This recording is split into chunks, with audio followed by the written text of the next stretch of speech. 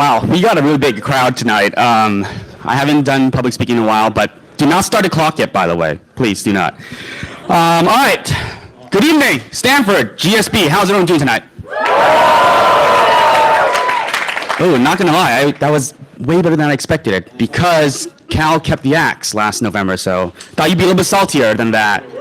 So, all right, let's just get this started. Hello there, good evening. My name is Brandon Lee, and I'm here to audition for my role as best man at Derek's wedding. At least that's what the instructions said. But coincidentally, his younger brother and I share the same first name, so Derek, tonight is the night where you pick your favorite Brandon. All right, so our friendship began in the back in fall of 2017 when we were always together at Berkeley. Go Bears! Go Bears! Oh, okay, there you go. Love it. All right. So I think he's gotten a little bit better at presenting himself, but he used to be that shy guy sitting in the corner all by his lonesome. Was he like that at GSB? Yes. Orientation? Thank you. Nothing has changed. Well, even though he was the youngest of the RA squad, he was very mature for his age and did not act like an idiot. He proved to be a really chill guy by chugging Smirnoff Ices when we allowed him to present. So we were really close. We even drove down to the big game in 2017. And of course, right after my Berkeley days, Cal decided to be good in football, and this is what happened in 2019 when we took back the axe after 10 straight losing years. So we stormed the field, and you all paid the fine, but it's all good. You all can afford it. Moving on from our never-ending rivalry, let's talk about my friendship and life experience with Derek so far. So after my graduation in 2018, I went back to live and work in my hometown of San Francisco.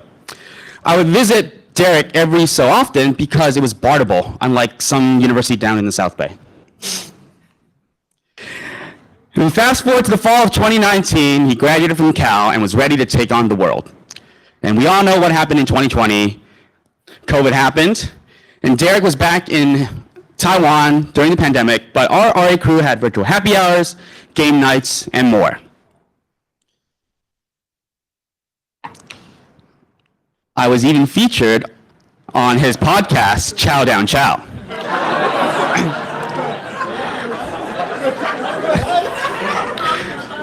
I'm just going to spare you the details. Don't listen to it. Save yourself an hour. You don't need to listen to it.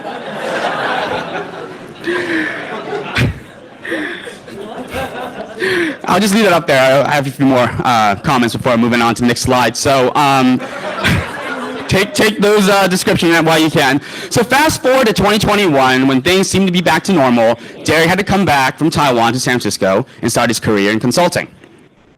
I lived with him for 3 years, and we were known to throw the best parties. Halloween, St. Patrick's Day, Super Bowl Sunday, whatever. So to his new roommates, I expect party-full invites for the housewarming and all the tailgates that's going to come for the big game. Yeah! He's a really good lad to live with, trust me. If I were to sum up Derek in 3 words, the first word would be reliable. You can always count on him to have your back, especially when you're having a bender and you can trust him to take care of you. This was taken at 11 a.m. on my 26th birthday back in 2022. This was me, about 4 hours, 10 shots, and 1 Irish coffee later. He spent hours looking for my car because I left it in some random lot, but good thing I took a picture of the stall number, and he had to go to every single nearby lot and find it. And, well, this is what I've been told, because obviously I was in this condition. But the funny thing is, at the end of the day, I had the receipt with the name and stall in my jean pocket, so should have pat me down first, Derek. The second word I would use is loyal. He's loyal to his country of Taiwan. During COVID, he had to serve a national service for Taiwan. I can't imagine training and running in very humid weather with a mask on. So that's loyalty and dedication, Derek. Good job. He also helps Taiwan with tourism. He's an amazing tour guide when I visited in 2018. I kid you not, I've had the best boba in my life. All thanks to Derek Chou. For those visiting him during spring break in a few weeks, you all are in for a real treat. But he told me that boba spot kind of shut down due to health reasons, so I don't know. He might find you a better one. The less I know, the better. So, but besides his loyalty to his country, he's also loyal to the worst, most annoying, and hated franchise in Major League Baseball. I would watch those postseason Dodger games with him in his dorm room and just see him suffer year after year until last year, because we're not going to count the 2020 Mickey Mouse World Series in victory, okay? Now, the last word I would use is intelligent. He's probably one of my smartest friends ever. I mean, he was the only one from his Taiwanese high school to make it to Berkeley, and now he's pursuing an MBA at Stanford. He's clever, quick-witted, and simply brilliant. We used to play trivia every Thursday at our local watering hole, and we won quite a few times. But if we don't win the $50 gift certificate, we will always win a round of free shots because we get the best team name courtesy of his brilliance. I mean, who else can come up with Oppen Barbie's Hyman, Sam on my Bankman till I fried, butt stuffed turkey, or raw doged? We actually won that. He texted it to me last week. He wasn't there, but yeah. But the best part about Derek is that he's very humble and modest and low-key, and I wish more Stanford grads were like that. Jokes aside, Derek, and I guess for everyone else in the room, don't forget me when you all are C-suite levels, okay? Brandon Jackson Lee. Guy with the knit tie. So Derek, from the bottom of my heart, it was an absolute pleasure and honor to be the one introducing you to your peers tonight. I am always going to be your big brother, Brandon. You've been a big part of my family now, and everyone loves to get to know you. Literally, everyone always asks, how's he doing? How does he like Stanford? Can he still get me a discounted apple? I'm very happy to have you as a brother from another mother. I would never have thought that the seemingly derpy kid that I met 8 years ago would be a lifelong friend. Now, I know I won't take Brandon Chou's spot as best man, but I'll be damned if I'm not a groomsman. Thank you for all that you've done for me, and I know you will do in the near future. I'm very proud of all your endeavors so far, and I cannot wait to see you walk across that stage when you graduate from here. Without further ado, ladies and gentlemen, Derek Chou!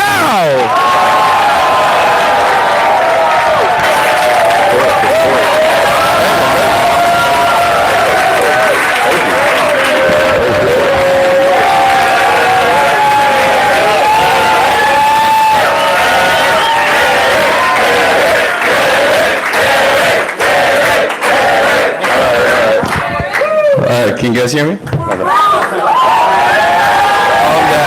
down. Yeah, this isn't stand-up night. It's not going to be that funny. Okay. It wasn't funny. Yeah. All right.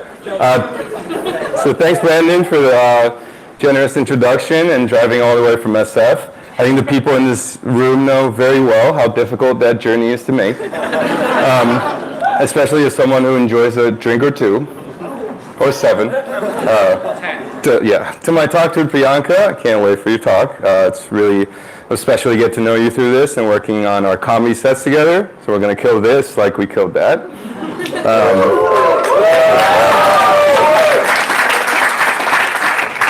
To my primary talk coach, Hannah, thanks for helping me get this over the line and enduring all my anxiety throughout the process. And for my secondary coach, Munib, Ramadan Mubarak. I hope you ate before coming here. And thank you to my support captains, Freddie, Nachi, and Yusuf. Give it up for them.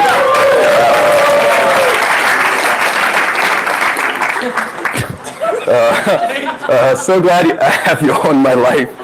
And judging by these signs, I'd argue you did too good of a job, so just chill next time you get the opportunity. Finally, thanks to all of you that came in person or dialed in. I think GSB has taught me that time is an extremely scarce resource, so I truly, truly do appreciate it. So let's begin. It was a sunny August day, and the Berkeley campus felt more alive than it has been for a long time. Although everyone had masks on, I'm pretty sure people were grinning ear to ear underneath them. I, on the other hand, was a nervous wreck about to give my class commencement speech. Just like the greatest poet of our generation, Eminem, once said, "My knees weak, arms are heavy, except my mom did not make spaghetti."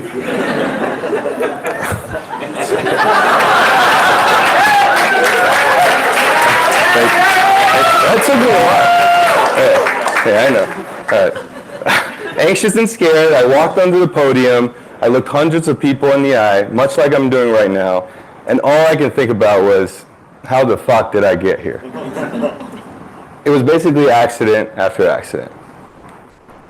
Accident 1, an American baby. In honor of every piece of written content I've ever made at the GSB, I wanted to start off with the wise words of ChatGPT. I quote, "An accident is an unexpected event that occurs without deliberate intent, typically the result of chance. Many accidents are undesirable, but some can be serendipitous and positive. I might have gotten a better response if I paid for Pro, but they just posted spring quarter tuition." Anyways, let me tell you what the word accident means to me. My story began in El Monte, California. But for those of you that like to ask where you are really from,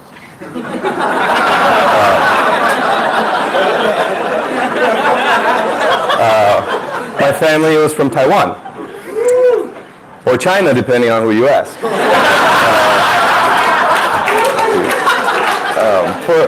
For those of you that don't know, Taiwan and China has a complex political relationship. In the grossest simplification, China thinks Taiwan is theirs, and we kind of disagree. I said kind of, so please don't cancel me on Red Note or whatever the new app is called. Okay, so that political reality was like a dark cloud over everyone's head. And it was that same dark cloud that led my mom to fly halfway around the world to the US to give birth to me. She was 6 months pregnant. She hit the bump under baggy clothes, stayed with my grand aunt, patiently waiting to have the first American citizen in the family. Well, I, on the other hand, was not that patient. On a routine checkup, my mom was fresh off a McDonald's visit, as you can see here. Probably why I enjoy McNuggets so much. When my pulse mysteriously disappeared from the sonogram. I was nowhere to be found. Chaos ensued, and my mom was rushed to an emergency C-section at the nearest hospital. When they cut her open, there I was, inside, a perfectly fine American baby, twisting and turning in the womb, dodging the sonogram like it was a product launch cold call.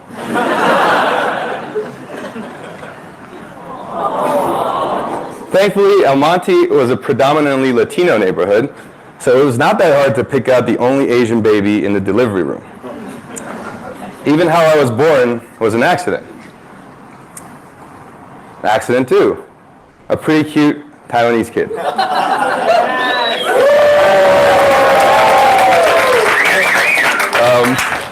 I moved back to Taiwan as soon as I was old enough to be on a plane. What was waiting for me was a loving family. I had uncles, aunts, cousins, grandparents that treated me like their crown jewel and spoiled me with all of their affection as I was the firstborn of my generation, especially my grandfather, given I was his first grandchild. He owned a little clinic in Taipei, and some of my favorite childhood memories were going to the clinic, sitting on his lap, while he did magic tricks with a fake thumb. It was carefree. And more importantly, I learned at a young age that your family is and always will be everything.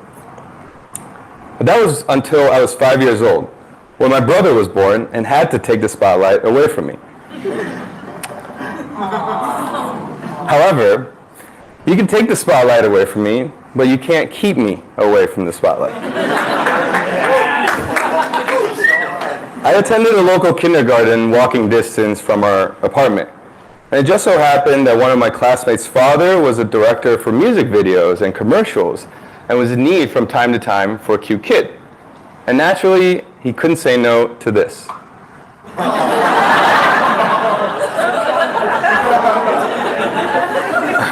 So, okay, it's like too much laughing. Okay. So I started the child actor era by complete accident when I was 6. Here I was in a commercial for a credit card. Okay. Here I was in a commercial for Epson printers. And this is kind of a legitimate question, but is this the first time anyone's shown ass at talk? Okay. Well, here's the first. And here I was in a couple of music videos back home. If you like, you might recognize some of the artists if you're into Chinese music. These are the good old days when I was still photogenic.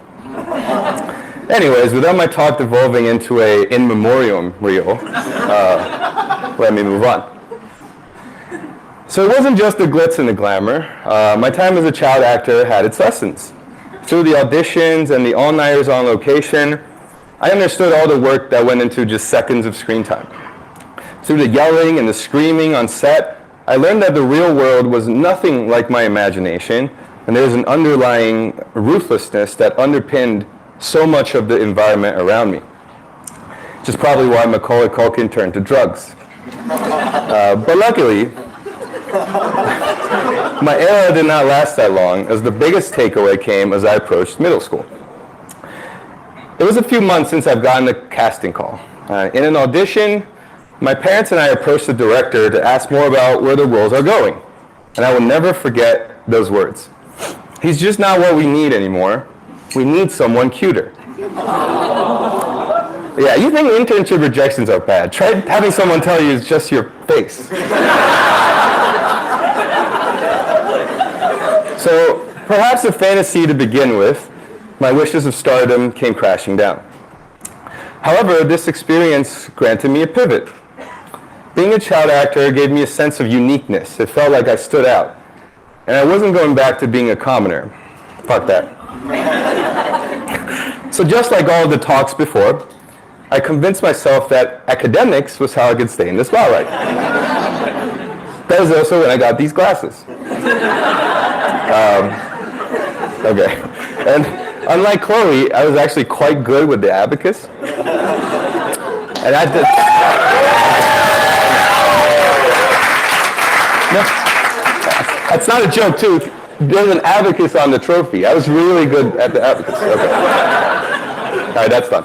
Okay. And that soon permeated across all subjects. And being a grade A student became my identity. I set my sights on the best public high school in Taiwan, which we all try to take a test to try to get into, and I chased that goal relentlessly. I stayed in school every day until 10 p.m., studying late into the night, abandoning all else in life in preparation for this one test that I had to ace. My accidental foray into, then out of acting somehow shaped the next decade of my life. Accident 3. Favorite subjects. So while I grinded away at the books, I'm sure everyone here knows how that feels, especially with finals coming up. And just a word of advice, stop telling people that you didn't study. No one believes you. We're all snakes. Okay. Anyways, a strange passion began to form. Again, it was mostly by accident. I wanted an iPod so bad in middle school. Instead, my dad got me a knockoff MP3 player. But none of us knew how to put music into the thing, so we handed it to my uncle, who then proceeded to load it with his entire iTunes library. That's when I found hip-hop. I had the entire Eminem discography in my MP3, probably not the best thing for a 13-year-old, but I was captivated by the music. The content, the references, the vocabulary were all so foreign, We had English classes at school, but somehow I didn't understand a single word that was in these songs. It felt like I was tapping into a whole nother world, one that could not be more different than a cramped school in Taipei. And that made me feel alive.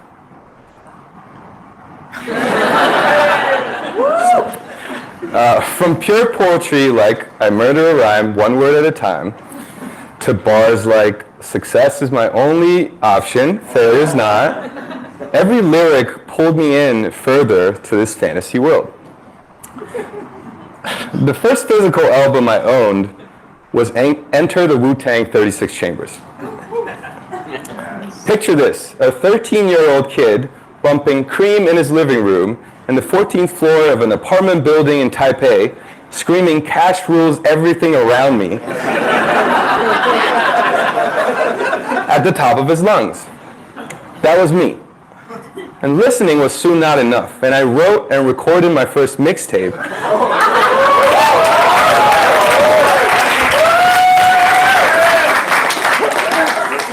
when I was 14, rhyming about things I will never experience, like selling drugs or beefing with the ops.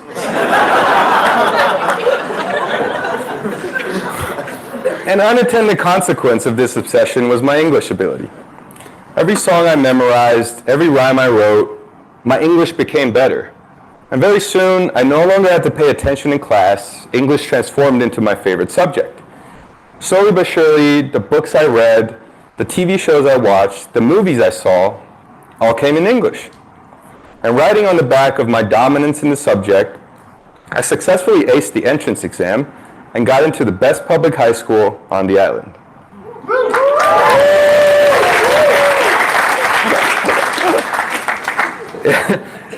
It was an all-boys school with 1,200 dudes. So naturally, sports were everything. I loved basketball, but I wasn't quite good enough to make the team. Yet somehow, I still played in the championship game, completely by accident. Let me set the scene. The clock hit 0, no overtime. The game would be decided by a sudden death free throw contest. One by one, the starters stepped up, but the score remained tied. We were running out of eligible players. I could shoot decently, so my classmates, desperate for a solution, threw a jersey on me and pushed me onto the court, claiming I was on the team. I tried to refuse, but there was no stopping them. Heart pounding, I stepped to the line.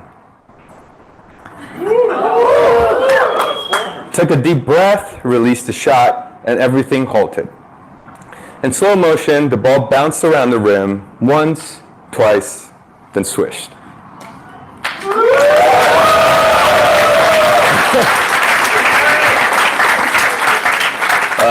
Pandemonium. My classmates lifted me onto their shoulders, though they quickly regretted it because I was quite fat at the time. You can kind of see how I'm sagging there a little bit. Okay. So it remains one of my most cherished memories. And I'm pretty sure that was when I peaked in life. That was too loud. Okay. And the opportunity was all because I was in the right place at the right time. Unplanned, the result of chance. That moment planted this idea in me that life is incredibly random. I realized that by simply trying more things, you create more chances for happy accidents to happen. Accident 4, back to America. Fast forward to my junior year in high school, I had my sights set on the best college in Taiwan. But at the same time, because of my English, I started to attend Model UN conferences where I met a bunch of international school students who were constantly shocked at how good my English was. And all of them suggested the same thing. Why don't you take the SAT and study abroad? And at that point, my two defining traits in my life were good English and to try shit. So I did exactly what they suggested. The next 12 months felt like a movie montage. I signed up for the SAT, I bought a Barron's prep book to study, I got a pretty good score, I applied to colleges based purely on US News rankings, got into Berkeley, got on a plane to the Bay Area, and all of a sudden I started school in a completely unfamiliar place that I couldn't even point to on a map. All alone, a scenario that has never even crossed my mind a year ago, all because of passing comments at Model UN conferences.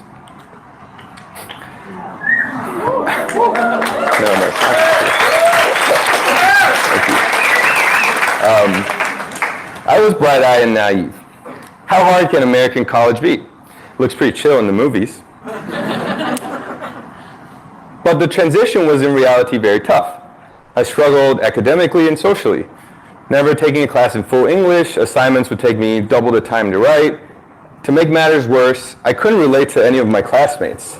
Not the Americans, not the Taiwanese Americans, not even the Taiwanese international students, because they're all from the same handful of schools and already knew each other. My classmates called me the fob kid, and for those that are not familiar, that means fresh off the boat, kind of like you.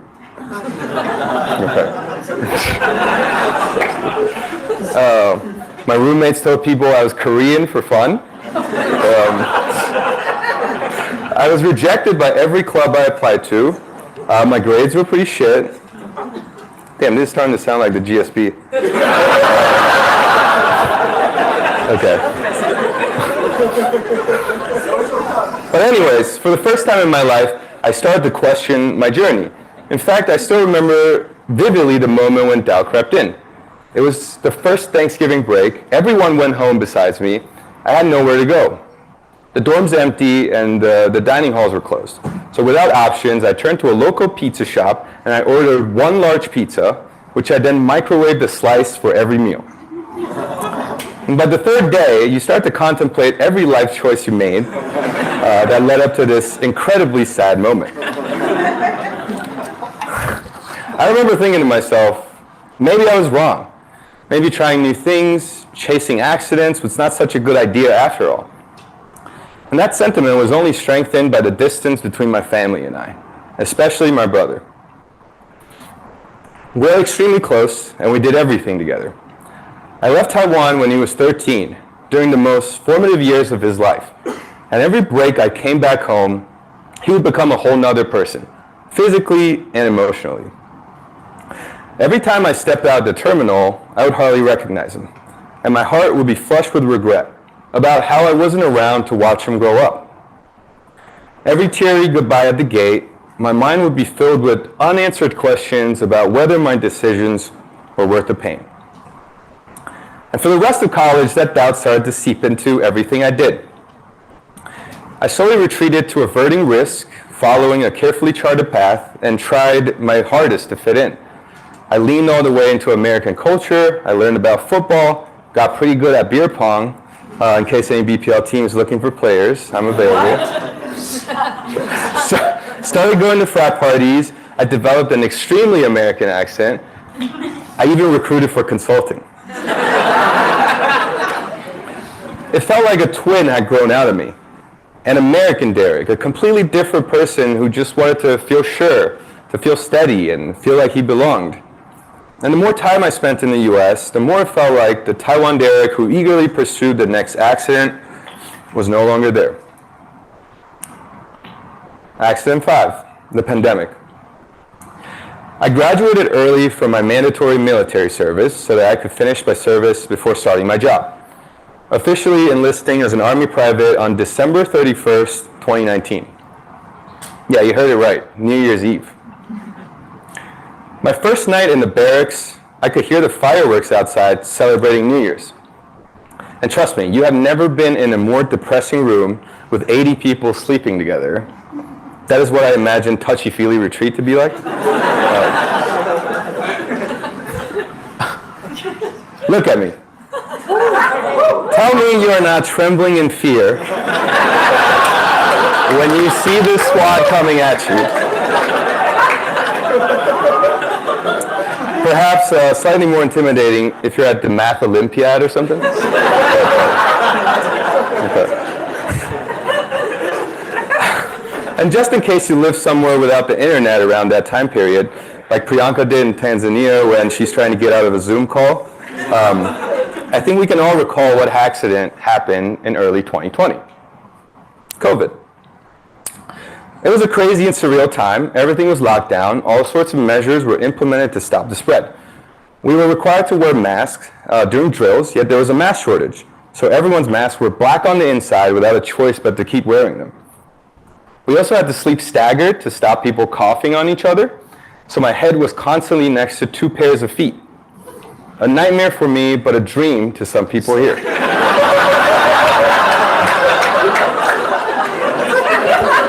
You know who you are. Okay.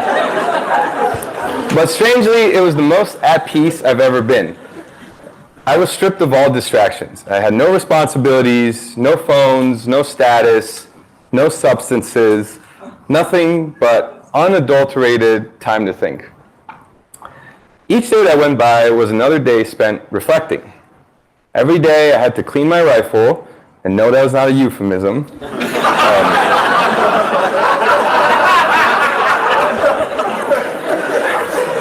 Every time I had to load a bayonet, every time I tossed a grenade, this Berkeley grad with a full-time consulting offer kept thinking about all the Lego pieces that had to fall into place that led me to where I was.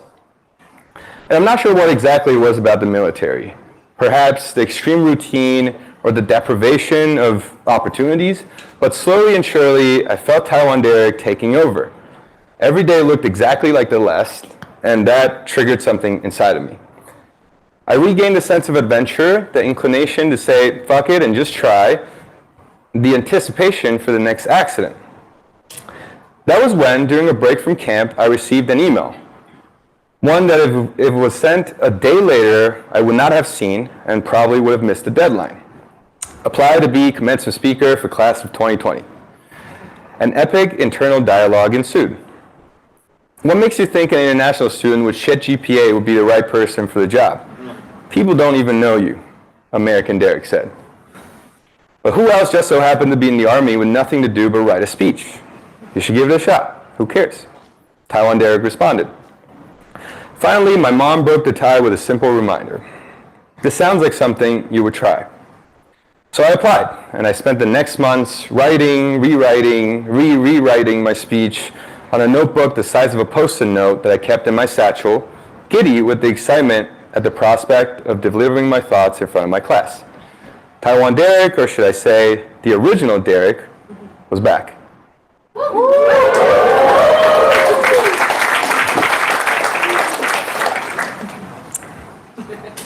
Accident 6, a chance to say goodbye. The pandemic dragged on longer than expected and introduced full remote work, delaying my graduation and commencement speech by a year. So I stayed in Taiwan for almost the entirety of my first year as a consultant, spending valuable time with family. I worked West Coast hours from 10 p.m. to 10 a.m. local time in Taiwan, while sleeping in the afternoon. And I'll never forget the day when I was frantically awakened at 7 p.m., not even close to work time. I immediately could feel that something was off. My mom's voice was soft and trembly, as though resigned. Grandpa's conditions have worsened. The doctor said we should go to the hospital to say our goodbyes. He has been battling cancer for a few years at that time, was recently admitted to the hospital as the cancer had spread, but the news still felt like a lightning bolt straight to my heart. He seemed okay just a few days ago. We rushed to the hospital, and because of COVID protocols, we had 5 minutes with him. I paced into the ICU, the all-white room stinging my eyes as my family gathered around my grandfather. Cancer had taken every physical trait from him to the point of being unrecognizable. He was so skinny from the chemotherapy that it was just bones to the touch, and there were seemingly 100 tubes hooked to every part of his body. But his eyes were locked onto me with a stare so intense with love and care that no words were needed. The exact same stare when I was sitting on his lap as a baby, reveling in his magic tricks. He promised me that he would see my commencement speech in person, but that was looking like it wasn't going to pan out. Don't worry, I'll do just fine, were my last words to him. After our 5 minutes were up, my family was an emotional mess. I was no exception. But through all the emotion, one thought kept lingering. If it wasn't for COVID, I wouldn't have gotten the chance to say goodbye. That sentence rang in my head over and over, perhaps a self-defense mechanism in the face of grief. It was then that I realized that life is really just a series of accidents. An accident took my grandfather away prematurely, but at the same time, an accident gave me the opportunity to say my goodbye. Good or bad, accidents form the thread of life. And all we can control is our mindset through it all. I could run from it, try my best to avoid accidents that will happen regardless, or I can go headfirst into it, because I know for a fact some of them are happy ones. I made up my mind then. That August, I finally returned to the States for my commencement speech. I remember bits and pieces of the content, but what I really remember is it being the nicest day I've ever seen in the Bay Area. I remember there being no traffic. I remember that we found the prime parking spot. And I couldn't help but feel like my grandfather was there with me that day and that he was proud of the person that I've become. Accents.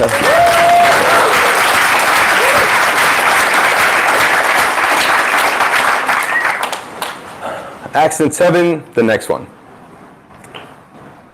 I continued in consulting after my acting career still didn't pick up. After a couple years, a client randomly introduced me to a recruiter from Apple, which led me to working in battery supply chain, which still remain my professional passions to this day. It's starting to sound like an interview. Okay. Issues in the space inspired my decision to pursue an MBA. And I was rejected by my top choice, HBS, which is why I'm here today. Blindly ranking GSTs by location granted me a community I'm so thankful for. Shout out Brazil GST. Deciding to buy last-minute tickets to an Anderson .Paak concert introduced me to some of my best friends here. And one of my support captains was from a random roommate pairing made by the GSB residences. Although he has since moved out, so I'm not sure how I should interpret that.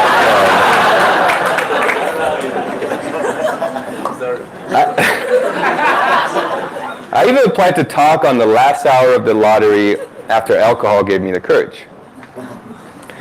I guess what I'm saying is I have no idea what lies ahead, but what I do know is that an unbelievable series of accidents have and will continue to shape my life.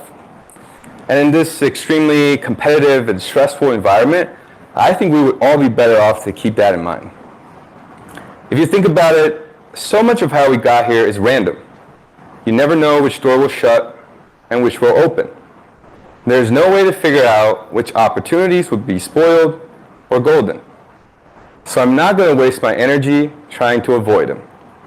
Whether the next accident will be a disaster or a blessing, I know I'll be right here, positive and beholden. No, I gotta get this in. No, one last thing. And that's a wrap.